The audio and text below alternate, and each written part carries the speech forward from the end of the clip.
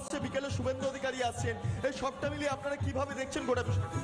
না, এটা তো আমাদের তৃণমূল কংগ্রেসের নতুন কোনো কর্মসূচি নয়। যবে থেকেই শহীদ হয়েছেন যতদিন থেকেই মমতা বন্দ্যোপাধ্যায়ের নেতৃত্বে আমাদের তৃণমূল কংগ্রেস পরিবার সবাইকে নিয়েই এই প্রোগ্রামটা করেন। ঠিক আছে, এবারে কে আসলো গেল এটা আমাদের কাছে বড় বিষয় নয়। আমাদের দলের জন্য, এই এলাকার মানুষের জন্য যারা শহীদ হয়েছেন তাদেরকে স্মরণ করা আমাদের পরিবারের পক্ষে বড় মানে জিনিস। কে আসলো কে গেল এটা আমাদের নয়, এবং এটা আমরা নতুন করে শুরু করছি না, এটা দীর্ঘদিন ধরেই চলছে।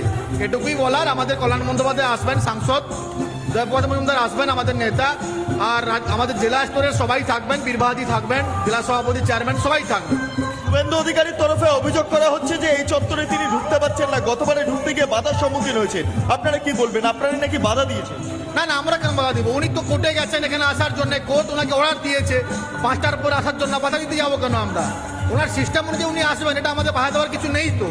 ওনার সঙ্গে আমাদের কোনো সঙ্গ নেই। আমরা তো তৃণমূল কংগ্রেস পরিবারের পক্ষ থেকে স্মরণ করাই মূল লক্ষ্য, আমরা বাড়িতে যাবো না। এই মুহূর্তে দাঁড়িয়ে তৃণমূল বিট্টু, কংগ্রেসের শহীদ যারা পরিবারের নেতৃত্ব রয়েছেন সদস্যরা তারা আসছেন, তাদেরকে আমন্ত্রণ জানানো হয়েছে? তারা আসবেন। দেখো, এক্ষেত্রে জানিয়ে আমি আরেকবার জেনে নেব যে শহীদ পরিবারের যারা রয়েছেন তারা কি আসছেন, তাদেরকে আমন্ত্রণ জানানো হয়েছে? হ্যাঁ, অবশ্যই সবাই থাকবেন।